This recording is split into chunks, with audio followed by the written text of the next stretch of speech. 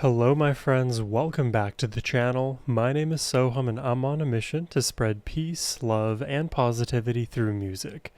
Today, I'll be giving a double reaction to two artists that I'm hearing for the very first time. We're first going to check out the song Bow Down to Love by City and Color. Then we're going to be checking out a track called The Bonnie Swans by Loreena McKennitt, I believe is how you pronounce that name.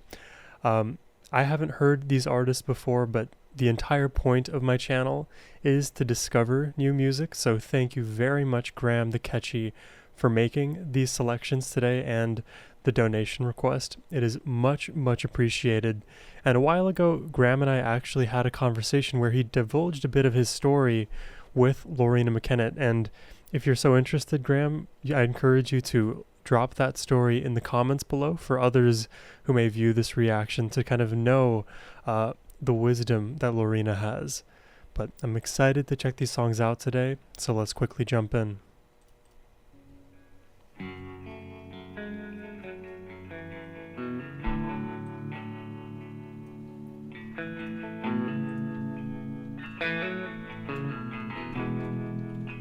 I love that delay effect.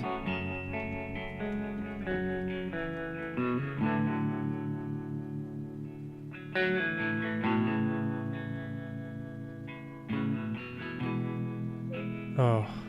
If I could gather up all the hate, light a match and burn it all away. Oh my god, what a There was voice. compassion in my voice, I would sing this song and hope that we might find a better way. And bow down to love. Bow down to love. Wow. Bow down to love. Oh, this is so resonant.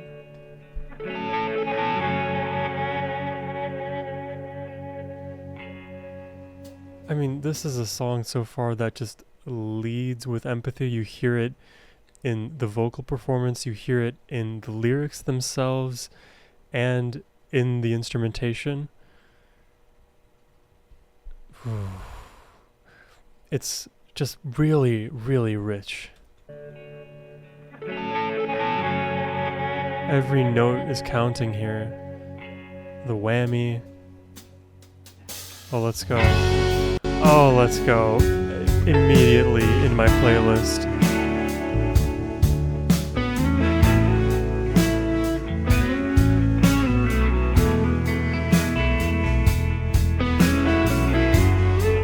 The tempo, the emotional guitar urging us to embrace love rather than pain. And when I think about Perfect. all the pain, The harmony, right? the carnage of wealth always leads in its way. And how nowadays it seems that we fear ourselves the most. Well, I hope you can find some solace in this cold and bow down to love. Bow down to love. Yeah. Bow down to love.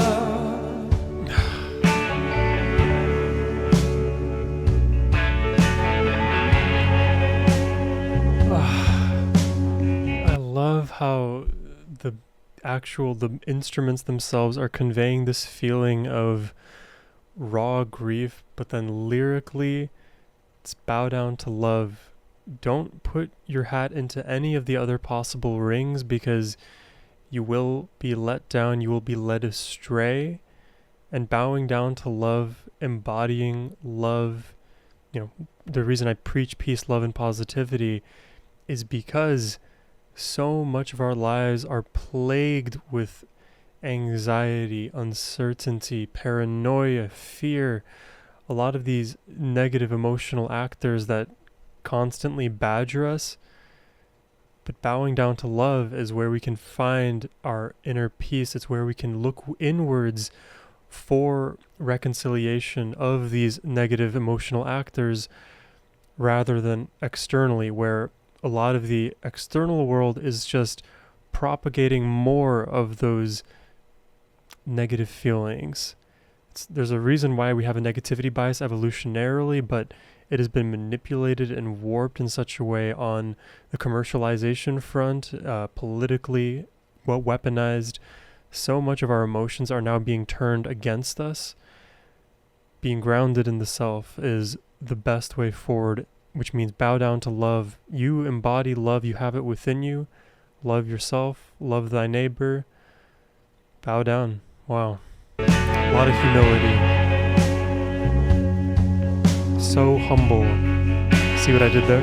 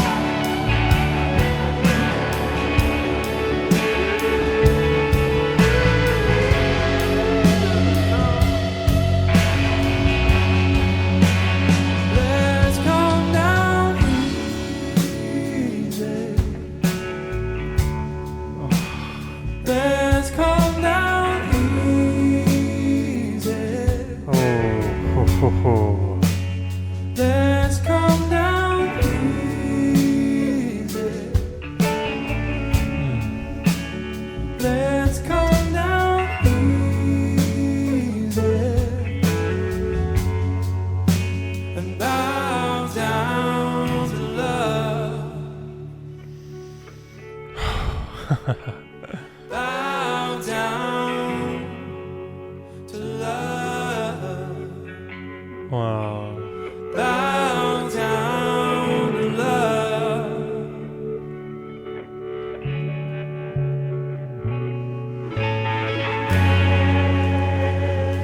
Oh, come on.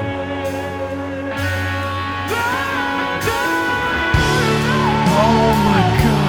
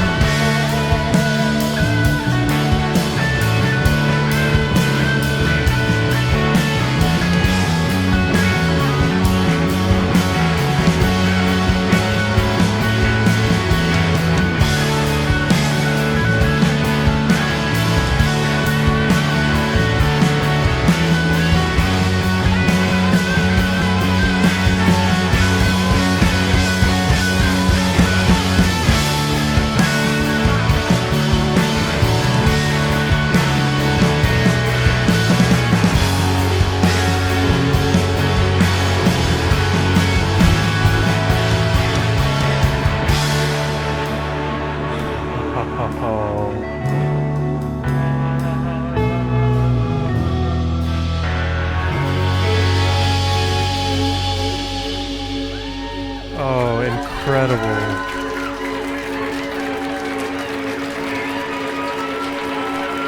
Incredible.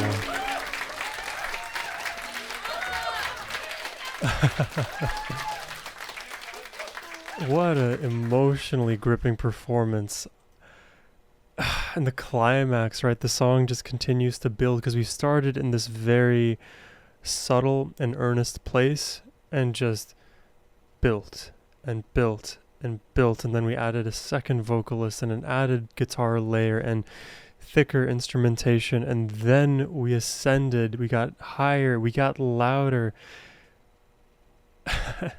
And then the penultimate moment where everything feels like it can't get bigger than it eventually does, and then the hits even more supreme, and we finally come crashing back down to reality. But the thing is, this is a reality we can experience whenever we want to, when we truly embody love and bow down to love. For me, I preach peace, love, and positivity, and I am still on the journey to really embody peace, love, and positivity in all of its forms. And the times when I'm just completely myself and expressive and loving and present, I feel just the best.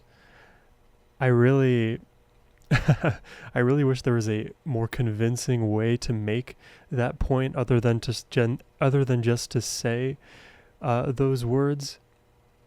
I can say this anecdotally, but the way I feel about who I am has never been more self-assured, calm, relaxed, happy, content, loving than I ever was before.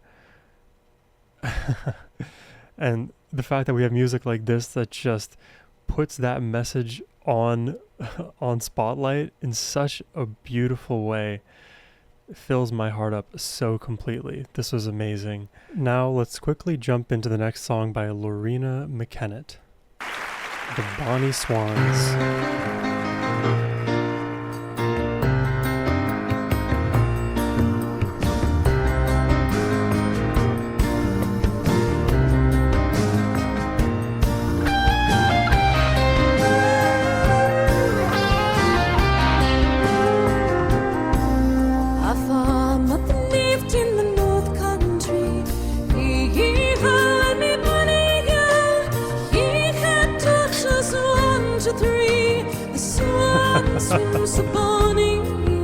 That crisp voice that she has. Wow. I was not expecting that. The swan swims so bonny. These daughters, they walk by the river spring. The bonny young, the elders push the youngest in. The swan swims so bonny.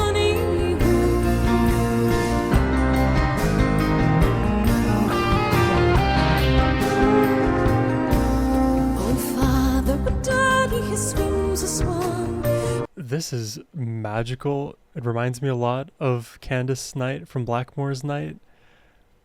Bit of a folk vibe in this as well.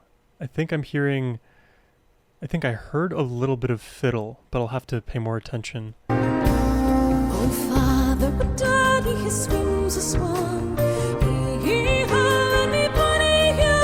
It's buried like a gentlewoman. The swan swims a bonny. He led her upright bass. to dry. The came a harper passing by. The swan swims a bonny.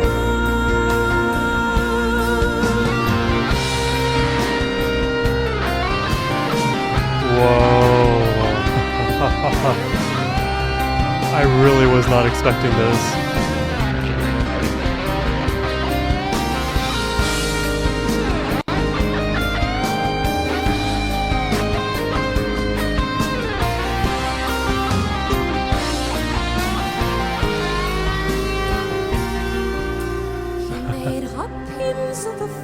Guitar is really such a transcendent instrument. It conveys human emotion sometimes better than humans can convey our own emotion. At least that's how I can feel at times. He made hot pins of the fingers fair. He made heartstrings of the golden hair. The swan swims a bonny. He made a harp of a breastbone. He heard me bonny. Yeah. it began to play along. The swan swims upon a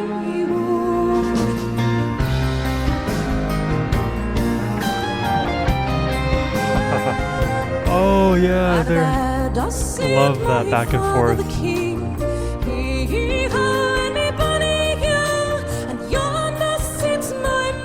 I'm not sure what accent this is, because it does feel very like folksy, a little bit Celtic. So just forgive me for my ignorance here. Part of me wants to say like maybe this is a an Irish accent, but that's almost like the gimme kind of answer. So I guess I'm just gonna plead the fifth on this one.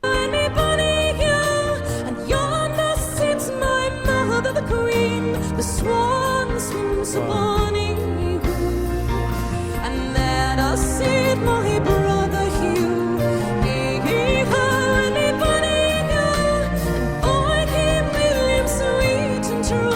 The swan swims upon a and there does sit my false sister Anne. Wow, this story is crazy if you think about it. For the sake of a man, the swan swims upon a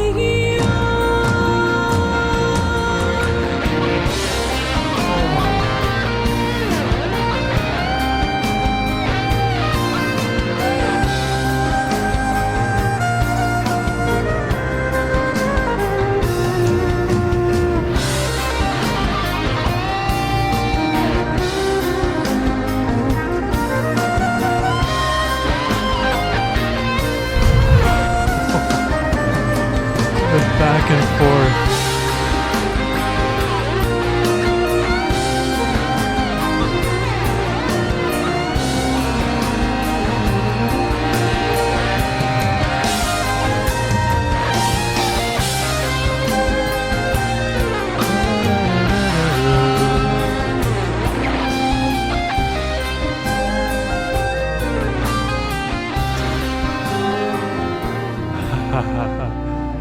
What a guitar tone.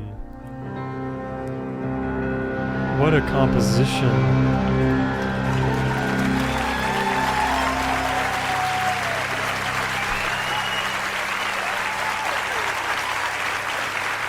God, that was good.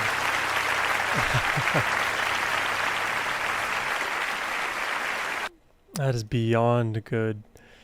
One thing I super appreciate about this performance is how it basically starts out as this very like folksy ballad that has the potential for a lot of melodic movement. There's that like undercurrent of, wow, Loreena's voice is extremely clear and bright and beautiful, right? She could just sing for miles, I could imagine. You have all of those underpinnings, and I love that they actually went a more intense route in terms of the instrumentation, allowing the guitar to take its moments to solo over the beautiful instrumental backdrop, and then the back and forth with that. I never know if it's a fiddle or violin, just because it's a bit like folksy. I'll go with fiddle for this one, but that back and forth I think is so smart, because you have moments where, if you imagine them as swans, they're kind of intertwining together and then pulling apart again, or playing the same melody sequentially, one after the other. And you can hear just the differences in the quality of each instrument, the distinct guitar tone being used versus the very bright sound in that fiddle. It's just a really cool thing when you get to hear the same melody emulated in different instruments. It's almost like you get the benefit of hearing the original song at the same time as hearing the cover. Like if the original version of the song only had electric guitar, injecting that fiddle and getting to hear that in the context of the live performance, it's like the best of both worlds there. And I took the liberty of Googling part of the meaning of this track, because honestly, when I was trying to like pay attention to her vocals, lyrically, it was hard to pick up all of the words that she was saying. I think it's just my own inability to interpret that accent well. But according to a Google AI overview, Loreena McKennitt's The Bonnie Swans tells a dark, traditional ballad about a young woman drowned by her jealous older sister. And reading that, I was immediately taken aback. The song explores themes of betrayal, jealousy, and the consequences of dark deeds, symbolized by the transformation of the drowned girl into a swan and then into a harp. The harp crafted from her remains plays on its own, revealing the sisters' crime to their father. Like, all of that storytelling there went clean over my head as I was listening, because I was able to catch a handful of words here or there, so it definitely felt like a story was being told. But because my head was so enamored by the melody and performance, at some point I was thinking, like, it may be better for me not to spend too much of my cognitive resources on misinterpreting the lyrics and, more on the music itself. So it's an absolutely beautiful song. I'm sure with another re-listen with the lyrics up, with this additional meaning, I'll come away with an even better feeling about this one. But what I heard today from City and Colors and Loreena McKennitt was nothing short of beautiful. These are the kind of songs that I like, that really stick in my heart. So appreciate you, Graham, for these selections as always. I hope y'all have a wonderful rest of your day. Take care, my friends, and peace.